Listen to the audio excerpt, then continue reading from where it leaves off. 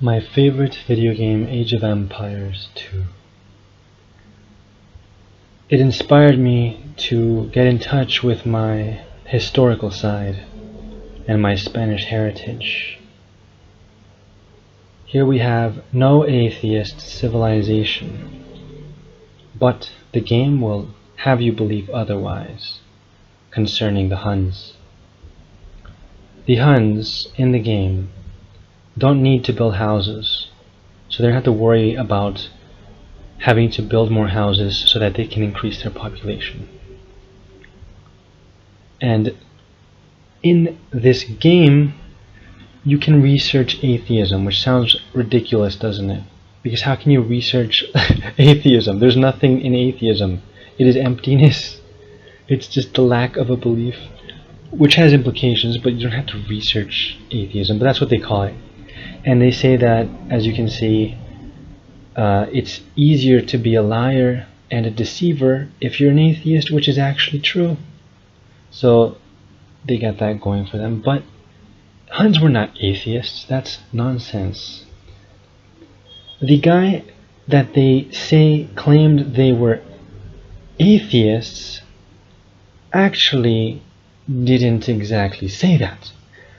According to this translation of Ammianus Marcellinus, he said they were treacherous. So yeah, they were atheistic in that sense.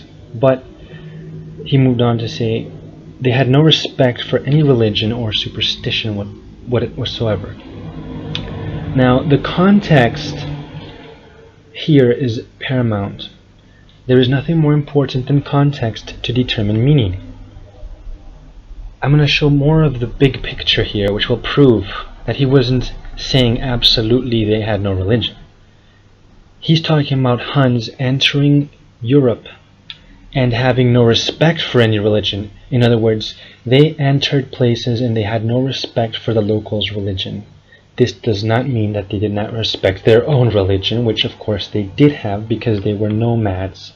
Not just nomads, but nomads who basically were born on and died on the saddle. I think they used saddles. Anyway, I know some people didn't back then, in some cases still don't, which is pretty cool. But back to the thing I was talking about, which is that if you're always in nature, you're actually more likely to be religious because you're in touch with, because if you look at all people who are more in touch with nature, they are more religious than people who are city slickers. Look at rural China versus urban China. Where are you going to find more atheists? I mean, well, all of them, because they murder people who question atheism. Oh, that's a bad example. But the point is, alright, let me get another example. I'm winging it right now. I have no script, as you can tell. But I like to be natural. So, where do you find more atheists in the United States? Do you find them in the more rural parts of the country? No, that's the Bible Belt. You find more atheists in the cities, like in Miami, where I lived most of my life. Thank God I left.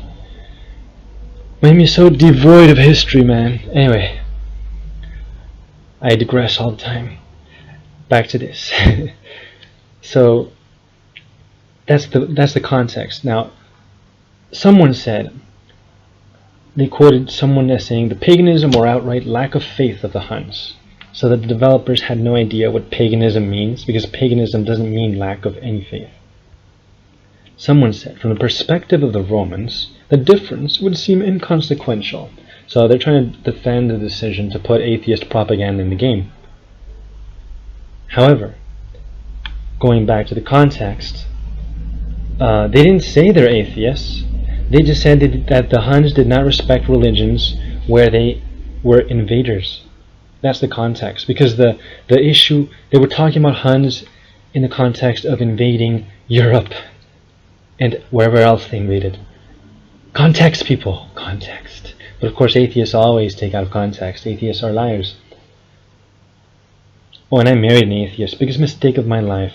But I put that bitch in her place. When she began the violence, I finished it. Deus vult. let's see, where was I? Now going back to Marcellanus here, he moved on to say, to make this very clear, their only idea of religion being to plunge a naked sword into the ground with barbaric ceremonies, and then they worship that with great respect, as Mars, the presiding deity of the regions over which they wander. So the same source that they say claims they were atheists says that they were religious. The big picture proves that the Huns were very religious. They had religious ceremonies that this guy called barbaric. Now, they were Tengri worshippers. Tengri is a Turkic or Mongol sky god thing.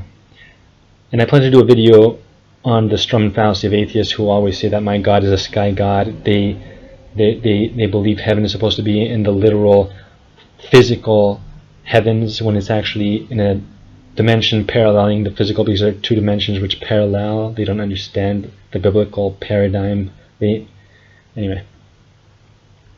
So this was talking about the Huns, but also the Alani, who were united with them as like subordinate allies, I guess. So they had that ceremony. They were religious. They were Tengri worshippers. Tengrism was the prevailing religion of the Huns. Now, the beautiful Princess Ashley said, I hope they would replace this tech of atheism for the Huns with something else in the definitive edition. The Huns were not atheists after all. You are correct, beautiful Princess Ashley. Juanito said, at least change the name. When will they remove this garbage? That's right, atheist propaganda is shit, it's garbage. Probably never. Huns still have one of the highest win ratios on generic, boring, Final Destination Fox-only maps. This could at least be renamed to Tengriism and get some bonus besides that. So why put atheist propaganda in the video game? Because it's part of the New World Order agenda, novus ordo seclorum of the devil. All corporations and major companies are controlled by Masons, as well as governments and mainstream religions, as proven in my series on the overrated British Empire, particularly in Part 2. Microsoft and Ensemble Studios, the creators of Age of Empires 1 and 2, have, and I think 3, which I haven't played yet, because my computer's too weak for that, have Masonic logos proving that they are Masonic, serving the synagogue of Satan. Now, here is one of the Microsoft logos, which is a square divided into 4. So it's a cross and a square. These are two symbols already used in Masonry, but there's a third one, which is the color combination here. And I prove that the square is a Masonic symbol and a reference to Satan, like the Cuban Mecca. In this series over here, I don't want to repeat myself, so I just point you to where I already proved what I am saying. And in my first channel on YouTube, Atheists, from many years ago, I did a video on the colors code, so you can check that out. It actually got 10,000 views because of the gay picture there. Oh, me in the past, you're going to make so many mistakes in life. Ensemble Studios logo has 1, 2, at least 3 Masonic symbols here, one of which is Saturn, a symbol for Satan as proven in the aforementioned series here. Other games like Lunar Legend for Game Boy Advance and God of War for PlayStation or wherever promote belittling God or gods, as if God could be conquered, which is one of the devil's biggest lies. He's trying to take over heaven, that's his plan. So he's trying to unite mankind to conquer heaven. He's really, really crazy. God hurled him down like lightning because God is way more powerful. Liberal governments indoctrinate people to believe, and of course being more powerful doesn't make you right, but God is right. I prove that antichrists are evil in my videos, so I already covered that. Liberal governments indoctrinate people to believe that atheist beliefs are correct, like the Big Bang, which I did a video proving is wrong, and plagiarized Hindu shit. Hollywood crap, Hindu cosmology shit. Hollywood crap promotes atheist views on everything because Protocol number 4, materialism replace religion. Every republic passes through several stages. The first of these is comprised in the early days of mad raging by the blind mob, democracy and such, tossed hither and thither, right and left. The second is demagogy, from which is born anarchy, and that leads inevitably to despotism, not any longer legal and overt, and therefore responsible despotism, but to unseen and secretly hidden, yet nevertheless sensibly felt despotism in the hands of some secret organization or other, whose acts are the more unscrupulous inasmuch as it works behind a screen, behind the backs of all sorts of agents, the changing of whom not only does not injuriously affect but actually aids the secret force by saving it, thanks to continual changes from the necessity of expending its resources on the rewarding of long services. 2. Who and what is in a position to overthrow an invisible force? And this is precisely what our force is. Gentile Masonry, the Blue Lodge, blindly in lower ranks, blindly serves as a screen for us and our objects, but the plan of action of our force, even its very abiding place, remains for the whole people an unknown mystery. We shall destroy God. 3. But even freedom might be harmless and have its place in a state economy without injury to the well-being of the peoples if it rested upon the foundation of faith in God, upon the brotherhood of humanity, unconnected with the conception of equality, which is negatived by the very laws of creation. For they have established subordination. With such a faith as this, a people might be governed by a wardship of parishes and would walk contentedly and humbly under the guiding hand of its spiritual pastor, submitting to the dispositions of God upon earth.